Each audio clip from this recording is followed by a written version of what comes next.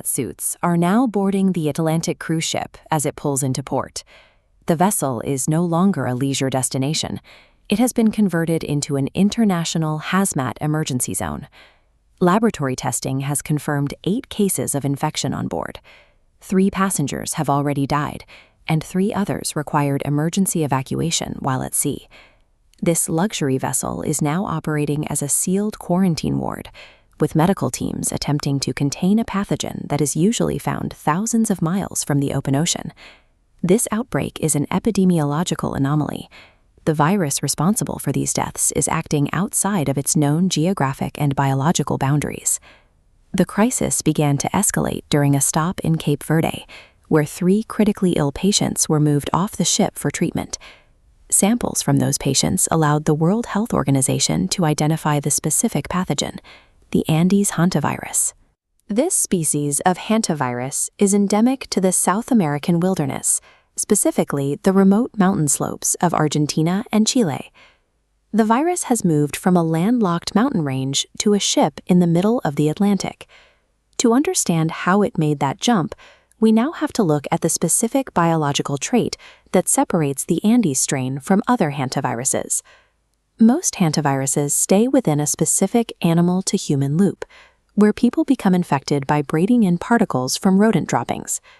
The Andes strain is different. It is one of the only known hantaviruses capable of spreading directly from person to person. Once infected, the virus attacks the lungs, causing them to rapidly fill with fluid, making it difficult for the patient to breathe. This microscopic image shows the structure of the virus particles that trigger this respiratory collapse, a reaction that explains the high fatality rate reported by health officials. This biological trait allows the virus to travel as far as a human host can go, effectively turning an infected person into a mobile carrier. While human-to-human transmission is rare, it can occur through close contact, such as sharing a bed within the cramped quarters of a cabin. Experts also point to the sharing of food and prolonged social exposure in communal areas as primary risks for spreading the Andes strain. Cruise ships are designed to concentrate thousands of people in these enclosed spaces for weeks at a time. For this specific virus, the social density of a ship provides the high-frequency contact it needs to find new hosts. The immediate deaths only represent one part of the danger. The rest is hidden in the virus's long incubation period. A person can be exposed to the Andes hantavirus and show absolutely no signs of illness for up to 8 weeks. The current medical emergencies are the result of exposures that occurred nearly 2 months ago, long before the ship reached its current port. This means every passenger who is on board is now in a mandatory waiting period to see if they will develop symptoms. In this outbreak, the current case count is a lagging indicator. The true extent of the spread won't be clear until that 8-week window closes. Health authorities are now attempting to contact every person who recently traveled on the ship to prevent further spread.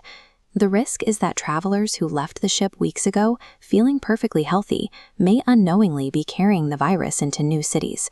Pathogens that were once confined to isolated mountain valleys can now move across the globe in a matter of days.